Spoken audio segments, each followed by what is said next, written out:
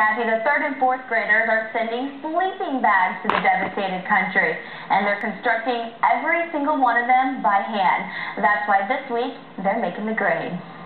Now we have to move it so that we can pin it. So. Looking down the halls of Franklin Elementary, it may look like an art class is taking over, but today these students are getting an A+ in the subject of giving. We wanted to do something really personal. Well, we're making blankets and pillows for Haiti. And the kids do it all.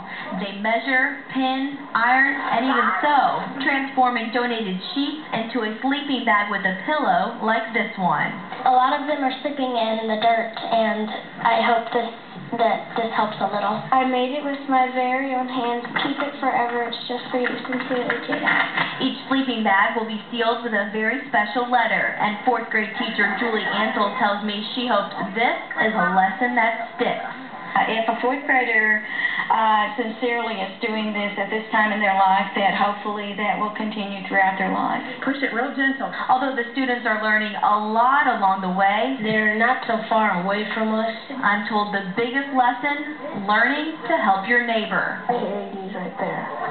And the population of people in Haiti is 8,309,000. But these kids know it only takes one to make a difference. If we had an earthquake and I got a bed and a letter, I would just feel like someone cares. They're hoping to send the sleeping bags by next week, and I'm told at the rate they're going, they're expecting to send more than 50. And as always, if you have an idea for my Making a Grade segment, I'd love to hear about it. Log on to our website and let me know.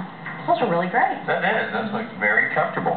Thank you, Laura. Well, after the break, does the Taco Bell drive-thru diet really help?